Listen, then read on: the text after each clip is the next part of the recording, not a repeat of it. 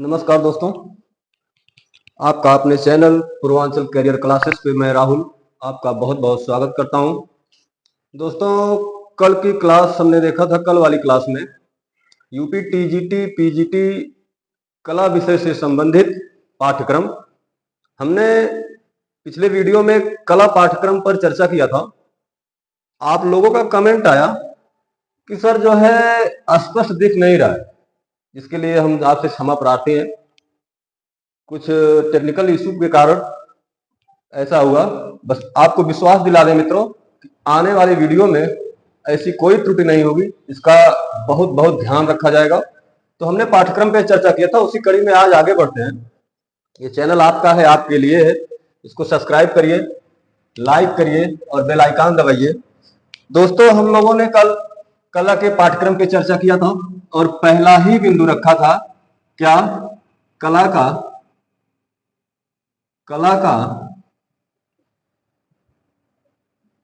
सामान्य परिचय। हम लोग पढ़ने चल रहे हैं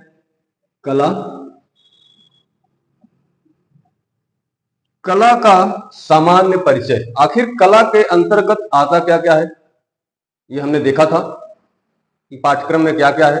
पहला ही बिंदु रखा गया था कला का सामान्य परिचय। आज हम इसी पे चर्चा करेंगे कि कला में आखिर इसके अंतर्गत हमको पढ़ना क्या क्या है। जैसे कला क्या है, कला का अर्थ क्या है, कला की परिभाषा क्या है, कितने प्रकार की कलाएं हैं, कलाओं का वर्गीकरण कितने प्रकार में किया गया है, क्या क्या प्रमुख प्रमुख विशेषताएं हैं कला की, इस पे चर्चा हम करने चल रहे हैं। आइए देखते हैं कि आखिर कला है क्या। कला क्या है? तो एक शब्द में कहा जाए, कला जीवन है, या जीवन जीने की शैली ही कला है। जब से जीवन की, या उसी में हम एक शब्द ऐड कर दें, सभ्य जीवन की उत्पत्ति या शुरुआत हुई, कला भी तभी से अपना रूप धीरे धीरे रूप और आकार लेती रही। कला क्या है? कला क्या है तो हम कह सकते हैं सरल भाषा में कि कला वही है जो मानव के मन में संवेदनाओं को उभारने, प्रवृत्तियों को ढालने, चिंतन को मोड़ने तथा अभिरुचि को दिशा देने की अद्भुत क्षमता रखता हो, वही कला है। वही क्या है? वही कला है। जैसे सौंदर्य, हर्ष, उल्लास, प्रवाह आदि ना जाने कितने तत्वों से यह अपने आप में भरपूर है। कौन? कला। चित्रकला की अगर बात की जाए तो चित्रकला का भी इतिहास उतना ही पुराना रहा है जितना मानव के सभ्यता के विकास के इतिहास का रहा है। सत्य बात तो यह है कि हमारे पूर्वजों में चित्र बनाने की प्रवृत्ति सर्वदा से सदा से विद्यमान रही है। मानव प्रकृति की गोद में जब अपनी आंखें खोलता है, तभी से वह अपनी मूक भावनाओं को अपनी तूलिका के द्वारा टेढ़ी मेढ़ी रेखा कृतियों के माध्यम से गुफाओं पर, चट्टानों की भित्तियों पर अंकित कर अभिव्यक्त किया। मानव सभ्यता की संस्कृति में जिन जिन साधनों को अपने विकास के लिए मानव ने उपयोग किया, उसमें से एक प्रमुख साधन हमारे विद्वान कला को भी बताते हैं। भारतीय चित्रकला का इतिहास तभी से उत्पन्न माना जाता है, कब से? प्राग ऐतिहासिक काल की चित्रकला से। यानी प्राग ऐतिहासिक काल में मानव ज्यों ज्यों अपनी सभ्यता का विकास करता रहा, होता रहा, त्यों त्यों यह कला भी अपने चरम को प्राप्त करती रही। तो कला की परिभाषा क्या है? कला की परिभाषा क्या है? कला की परिभाषा में हम एक लाइन में कह सकते हैं कि मनुष्य के जीवन की वह रचना जो क्रम से लिखते हैं,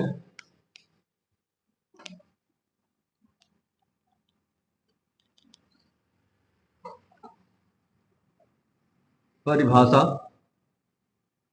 किसकी परिभाषा? कला की परिभाषा। मनुष्य के जीवन की वह रचना जो उसके जीवन में आनंद की अनुभूति कराए, वही कला है। अर्थात मानव की वह रचना जिससे उसके जीवन में, मन मस्तिष्क में आनंद की अनुभूति हो, वही क्या है? कला है। भैया बहुत इत्मीनान से, बहुत आराम से पढ़िएगा। ये कक्षाएं निर्धारित समय पर और प्रतिदिन आपके लिए चलती रहेंगी। इस पे कला विषय से संबंधित, UP TET, C TET, super TET से संबंधित आदि कक्षाएं संचालित की जा रही हैं। बस आप लोग अपना सहयोग बनाए रखिए। और आगे हम देखते हैं कला की परिभाषा में कि मनुष्य की वह रचना जो उसके जीवन में आनंद की अनुभूति कराए, वही क्या है भैया? कला है। या हम इसको दूसरे शब्दों में कह सकते हैं कि कुछ ऐसा हो, कैसा हो? कुछ ऐसा हो जो कल्पना और कौशल के माध्यम से बनाया गया। कुछ ऐसा हो जो कल्पना और कौशल के माध्यम से बनाया गया हो, जो सुंदर हो, जो सुंदर हो और जो मनोभाव, विचारों को पूरी तरह से व्यक्त करने की क्षमता रखता हो, वही कला है। वही क्या है? कला है। तो दोस्तों आगे हम लोग देखेंगे कि ये जो कला शब्द है ये बना कैसे है। यह क और ला से मिलकर बना है। कला शब्द क और ला से मिलकर बना है।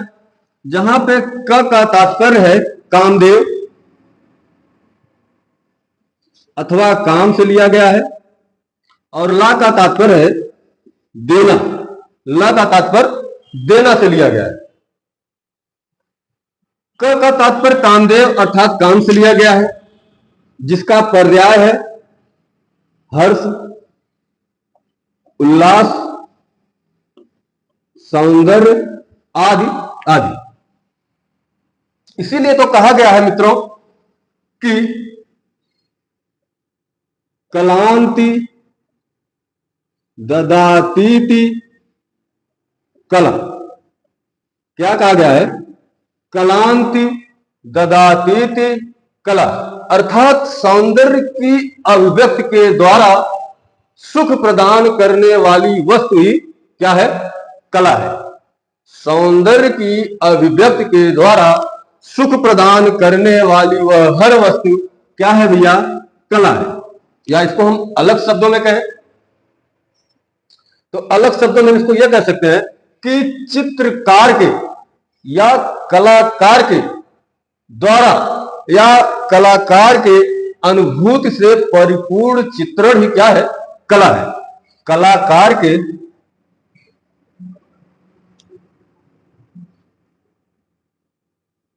अनुभूति से परिपूर्ण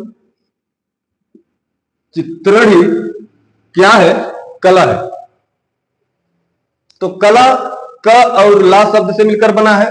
क का तात्पर्य कामदेव अर्थात काम से है, जो जिसका पर्याय हर्ष, उल्लास, सौंदर्य आदि से लिया जाता है। इसीलिए कहा गया कलांति ददातीति कला, अर्थात सौंदर्य की वह अभिव्यक्ति, सौंदर्य की अभिव्यक्ति जिसके द्वारा सुख की अनुभूति हो आनंद प्राप्त हो, आनंद की निष्पत्ति हो, वही क्या है? कला है। या अलग भाषा में, अलग शब्दों में कहा जाए तो कलाकार के अनुभूति से परिपूर्ण चित्रण ही क्या है? कला है। दोस्तों बहुत ध्यान से समझिएगा, बहुत इंपॉर्टेंट टॉपिक है ये आपके लिए। यहां से कला विषय से संबंधित आप कोई भी एग्जाम देने जाएंगे, यहां से 1 क्वेश्चन, 2 क्वेश्चन, 3 क्वेश्चन आपको मिल ही जाएगा। तो कला शब्द की उत्पत्ति हुई कहां से है? कला शब्द की उत्पत्ति कहां से हुई है?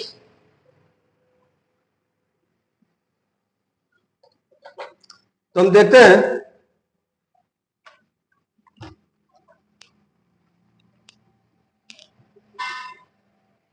कला शब्द की उत्पत्ति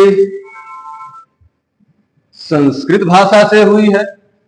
अब इसमें आप अपना दिमाग थोड़ा सा कम लगाइएगा कि ये तो हिंदी है। मित्रों ये हिंदी अपने आप में कोई स्वतंत्र भाषा है ही नहीं। आप देने जाएंगे एलटी वगैरह का एग्जाम देखेंगे, हिंदी में संस्कृत अनिवार्य रहता है। तो हम कह सकते हैं कि कला शब्द की उत्पत्ति किस भाषा से हुई है? संस्कृत भाषा की। और संस्कृत भाषा के किस धातु से हुई है कला शब्द की उत्पत्ति? तो संस्कृत भाषा के कत धातु से। किस धातु से? कत धातु से हुई है, जिसका अर्थ है सुंदर, मधुर, कोमल या सुख देने वाला। क्या अर्थ है? कत धातु का क्या अर्थ है? सुंदर, मधुर, कोमल या सुख प्रदान करने वाला। दोस्तों कुछ विद्वानों का मानना है कि ये जो कला शब्द है इसकी उत्पत्ति संस्कृत भाषा से तो हुई है, परंतु यह कल धातु से इसकी उत्पत्ति हुई है, जिसका अर्थ उन्होंने प्रेरित करना बताया है।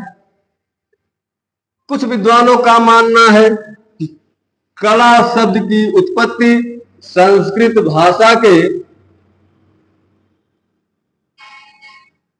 कम धातु से हुई है, जिसका अर्थ है लाना या लाने वाला। बात समझ में आ रही है कि कला शब्द की उत्पत्ति संस्कृत भाषा से हुई है। संस्कृत भाषा के किस धातु से? कत धातु से। कत धातु, कत धातु का क्या अर्थ है? सुंदर, मधुर, कोमल। कुछ विद्वान इसकी उत्पत्ति किसकी? कला शब्द की उत्पत्ति कल धातु से मानते हैं, जिसका अर्थ है प्रेरित करना। और कुछ विद्वान इसको कम धातु से उत्पन्न मानते हैं कला शब्द को, जिसका अर्थ है लाने वाला। लाने वाला किसका अर्थ है? कम धातु का। मानव जीवन में, आप मानव जीवन में देखेंगे, आखिर मानव के जीवन का चरम लक्ष्य क्या है? तो मानव के जीवन का चरम लक्ष्य पुरुषार्थों की प्राप्ति बताया गया। क्या बताया गया है? पुरुषार्थों की प्राप्ति। हमारी संस्कृति में हम देखेंगे कि हमारे जीवन का चरम लक्ष्य ही पुरुषार्थों की प्राप्ति बताया गया है।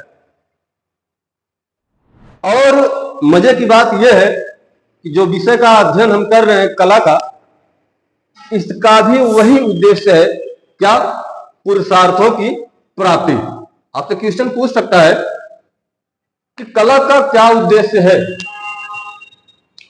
तो कला का उद्देश्य ही यही है, पुरुषार्थों की प्राप्ति। कितने पुरुषार्थ बताए गए? 4। कौन कौन से? धर्म, अर्थ, काम और मोक्ष। ये 4 पुरुषार्थ बताए गए हैं। एक क्वेश्चन यहां से यह बनता है कि हमारे पुरुषार्थों में कला किस पुरुषार्थ से संबंधित है? या क्वेश्चन पूछा गया क्वेश्चन है कि पुरुषार्थों में कला किस पुरुषार्थ से संबंधित है, तो विशेषतः पुरुषार्थों में कला काम पुरुषार्थ से संबंधित है। बात समझ में आ रही है दोस्तों? आपके लिए अथक एवं जीतोड़ मेहनत या प्रयास किया जाएगा और एग्जाम होने के बाद आप ये मिलाइएगा, ये चेक करिएगा कि जो मैटर दिया जा रहा है या जो वीडियो आपके लिए जो क्लासेस दी जा रही है तो कितनी हेल्पफुल है आपके लिए, ये आपको तब पता चलेगा जब आप एग्जाम देके आएंगे। मैं इस बात की गारंटी देता हूं आपको दोस्तों कि यदि सभी क्लास का अध्ययन आपने ध्यान पूर्वक कर लिया तो आपकी सफलता का कोई रोक ही नहीं सकता। तो हम लोग देख रहे थे कला शब्द की उत्पत्ति आखिर हुई कहां से। तो कला शब्द की उत्पत्ति, एक क्वेश्चन यहां से यह था कि पुरुषार्थों में कला किस पुरुषार्थ से संबंधित है, तो काम पुरुषार्थ से संबंधित है। यदि क्वेश्चन हमसे पूछता है कि कला का उद्देश्य क्या है, तो कला का क्या उद्देश्य है, तो कला का उद्देश्य ही है पुरुषार्थों की प्राप्ति। अगर हम देखें ये अंग्रेजी में ART, कला के लिए यूरोप में अंग्रेजी में हम प्रयोग करते हैं एक शब्द है क्या, आर्ट। आर्ट शब्द की उत्पत्ति कहां से हुई है, लैटिन भाषा से। और यह जो आर्ट है यह लैटिन भाषा के आर्स, आर्टम या आर्टिम शब्दों से बना हुआ है। अंग्रेजी का आर्ट शब्द जो कला के लिए प्रयुक्त किया जाता है वह किस भाषा से उत्पन्न हुआ है, लैटिन भाषा से। लैटिन भाषा के आर्स, आर्टम या आर्टेम से किस शब्द की उत्पत्ति हुई है, आर्ट की। ये जो आर्स, आर्टेम और आर्टम है यह किस धातु से बना है, यह अर्ध धातु से बना है, जिसका अर्थ ही है फिट करना या बनाना या रचना करना या रचना करना या पैदा करना, जन्म देना। ये अर्ध धातु का अर्थ ही यही लिया गया है। दोस्तों अगली कड़ी में हम देखेंगे कि हमारे जो विद्वान हैं विद्वानों का मानना है, देखेंगे कला शब्द का वर्णन सर्वप्रथम कहां मिलता है। अगले क्रम में हम देखेंगे कि ये जो कला शब्द है इस कला शब्द का वर्णन सर्वप्रथम पहली बार कहां किया गया है या था। तो कला का सर्वप्रथम वर्णन, तो कला शब्द का सर्वप्रथम वर्णन दोस्तों कहां मिलता है, हमारे सबसे प्राचीन ग्रंथ किसमें, ऋग्वेद में। कला का सर्वप्रथम अथवा पहली बार वर्णन कहां मिलता है, तो ऋग्वेद में मिलता है। परंतु अगर क्वेश्चन पूछता है कि कला शब्द का वर्णन सर्वप्रथम कहां मिलता है, तो हम कह सकते हैं कि कला शब्द का वर्णन सर्वप्रथम हमारे सबसे प्राचीन ग्रंथ ऋग्वेद में मिलता है। एक क्वेश्चन आपसे पूछ लिया जाता है कि कला शब्द का यथार्थवादी प्रयोग कब किया गया, अर्थात कला शब्द का व्यवहारवादी प्रयोग या कला शब्द का सही रूप में प्रयोग कब और किसके द्वारा किया गया। तो कला शब्द का यथार्थवादी प्रयोग सबसे पहले हमारे भारत के प्रथम सौंदर्य शास्त्री भरत मुनि जी ने किया था। कला शब्द का यथार्थवादी या व्यवहारवादी प्रयोग सर्वप्रथम भरत मुनि ने किया था। किसमें किया था? इनकी एक बहुत ही प्रसिद्ध रचना है, क्या नाम है? भरत नाट्यम। इनकी प्रसिद्ध रचना है कौन सी? भरत नाट्यम। इसी में कला शब्द का सर्वप्रथम पहली पहली बार यथार्थवादी रूप से अथवा व्यवहारवादी रूप से प्रयोग किया गया। किसके द्वारा? प्रथम सौंदर्य शास्त्री या कला आचार्य भरत मुनि जी के द्वारा उन्होंने अपनी रचना भरतनाट्यम में की। भरतनाट्यम की रचना हुई कब? तो प्रथम सदी ईसा पूर्व से प्रथम सदी ईस्वी के मध्य हमारे भारत के प्रथम सौंदर्य शास्त्री कला आचार्य भरत मुनि जी ने अपनी एक रचना की भरतनाट्यम नाम से, जो रचना उन्होंने प्रथम सदी ईसा पूर्व से लेकर के प्रथम सदी ईस्वी के मध्य में किया। और इसी में उन्होंने शिल्प शब्द को, पहले कला के लिए शिल्प शब्द का प्रयोग किया जाता था और शिल्प के अंतर्गत काव्य को नहीं रखा जाता था। विद्वानों का मानना था कि काव्य कोई कला नहीं है, काव्य कला नहीं है। तो भरत मुनि ने भरतनाट्यम में सर्वप्रथम कला शब्द का वर्णन किया, यथार्थवादी वर्णन का। दोस्तों कंफ्यूज मत होइएगा, क्वेश्चन आपसे दो प्रकार से बनता है, यहां पे मैं बता चुका हूं। यदि पहली बार कला का वर्णन पूछ लेता है तब तो हम कहेंगे उसका वर्णन ऋग्वेद में हुआ है। यदि आपसे पूछता है कि कला का सर्वप्रथम या पहली बार यथार्थवादी रूप से प्रयोग कब किया गया, तो प्रथम सदी ईसा पूर्व से लेकर प्रथम सदी ईस्वी के मध्य में किया गया। कहां मिलता है? भरत मुनि के नाट्य शास्त्र में। कहां पे? भरत मुनि के नाट्य शास्त्र में। कौन किया? भरत मुनि ने किया। अब इसके आगे हम देखते हैं कि क्वेश्चन हमारा यहां से यह भी बनता है कि आखिर ये जो कला है, कला के अंतर्गत काव्य को रखा जाए कि न रखा जाए? क्योंकि जो भरत मुनि जी से पहले कला के लिए शिल्प शब्द का प्रयोग होता था। शिल्प के अंतर्गत मानव जीवन से संबंधित सभी गतिविधियों को रखा जाता था, परंतु काव्य को इसके अंतर्गत समाहित नहीं किया गया। हमारे महाभारत रामायण जैसे महाकाव्यों में, पाणिनि जी की अष्टाध्यायी में आप देखेंगे तो कला के लिए किस शब्द का प्रयोग किया गया है? शिल्प शब्द का प्रयोग किया गया है।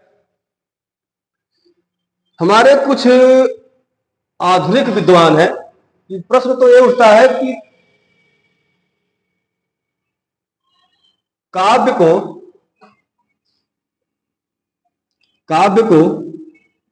कला माना जाए अथवा नहीं, काव्य को कला माना जाए अथवा नहीं। तो भैया मान्य विचार इवा काव्य को कला माना जाएगा। अगर क्वेश्चन हमसे पूछता है कि काव्य को कला माना जाएगा कि नहीं, हम कहेंगे माना जाएगा। लेकिन हमारे कुछ महापुरुष हैं, कुछ विद्वान, आधुनिक विद्वान हैं, जैसे जयशंकर प्रसाद, रामचंद्र शुक्ल जी, नंद दुलारे वाजपेयी जी, ज्यादा नहीं, तीन नाम आपको याद रखना है। अगर पूछता है कि काव्य कला है अथवा नहीं, हम कहेंगे निसंदेह कहेंगे काव्य कला है। लेकिन अगर क्वेश्चन इस तरीके से पूछे कि जयशंकर प्रसाद जी के अनुसार काव्य कला है कि नहीं, हम कहेंगे नहीं। पूछता है रामचंद्र शुक्ल के अनुसार या नंद दुलारे वाजपेयी के अनुसार काव्य कला है या नहीं, हम कहेंगे नहीं। एक हमारे प्राचीन विद्वान थे भर्तृहरि, क्या नाम था इनका? भर्तृहरि। इनकी एक रचना है नीति शतकम। क्या रचना है भर्तृहरि जी की? नीति शतकम। इसमें इन्होंने लिखा है कि साहित्य संगीत कला विहीना साक्षात पशु पुच्छ विषाणहीन। हमारे प्राचीन विद्वान है भैया भर्तृहरि, इनकी एक रचना है, बहुत प्रसिद्ध रचना है नीति शतकम, जिसमें काव्य को कला ये भी नहीं मानते। मजे की बात यह है कि ये तीनों महापुरुष मानते नहीं है काव्य को कला। इनका कहना है कि कभी जो छुटपुट छंद, जो छोटी मोटी एक दो लाइन पंक्तियां मनोविनोद के लिए रचता है, लिखता है, उसे हम कला तो कह सकते हैं, परंतु काव्य को कला नहीं कह सकते। काव्य कला नहीं है, काव्य क्या है? विद्या है। ऐसा मानना है किसका? ये तीनों महापुरुष हैं। ज्यादा नहीं, बस 3-4 नाम आप याद रखिए कि इनके अनुसार अगर पूछ लिया जाए काव्य कला है या नहीं, तो हमेशा उत्तर देंगे इनके अनुसार काव्य कला नहीं है। तो भर्तृहरि ने अपनी पुस्तक, अपनी रचना नीति शतकम में लिखा, साहित्य संगीत कला विहीना साक्षात पशु पुच्छ विषाणहीना। अर्थात साहित्य, यहां पे देखिए उन्होंने स्पष्ट तभी कर दिया था कि साहित्य, अर्थात यहां साहित्य से क्या तात्पर्य है? काव्य से। ये काव्य को कला नहीं मानते हैं, कला के अंतर्गत काव्य को नहीं रखते हैं। कौन? भर्तृहरि जी। इन्होंने लिखा है कि साहित्य संगीत कला विहीना साक्षात पशु पुच्छ विषाणहीना। अर्थात काव्य संगीत कला से विहीन व्यक्ति साक्षात पशु, साक्षात बिना सींग के, बिना पूंछ के जानवर ही है, पशु ही है। ऐसा कौन कहता है? भर्तृहरि जी कहते हैं, हमारे प्राचीन विद्वान। उन्होंने एक रचना की थी नीति शतकम, उसी में इसका वर्णन किया है। सीधी सी बात, कहने का यह मतलब है कि ये 3 महापुरुष हमारे जयशंकर प्रसाद, रामचंद्र शुक्ल, दुलारे वाजपेयी और भर्तृहरि जी, इनके अनुसार आपसे कभी पूछ ले कि काव्य कला है या नहीं, तो हमेशा उत्तर देंगे काव्य कला नहीं है। तो दोस्तों, आज अपनी क्लास को हम यहीं तक रखते हैं। कल हम देखेंगे कला के प्रकार। कल हम आगे से चर्चा करेंगे इसके कला के प्रकार से। तब तक के लिए नमस्कार, स्वस्थ रहिए, मस्त रहिए, व्यस्त रहिए और होली की बहुत बहुत शुभकामनाएं। अभी और भी देंगे होली की शुभकामनाएं आपको। तब तक आप अपने चैनल पूर्वांचल कैरियर क्लासेस को सब्सक्राइब करिए, लाइक करिए। धन्यवाद।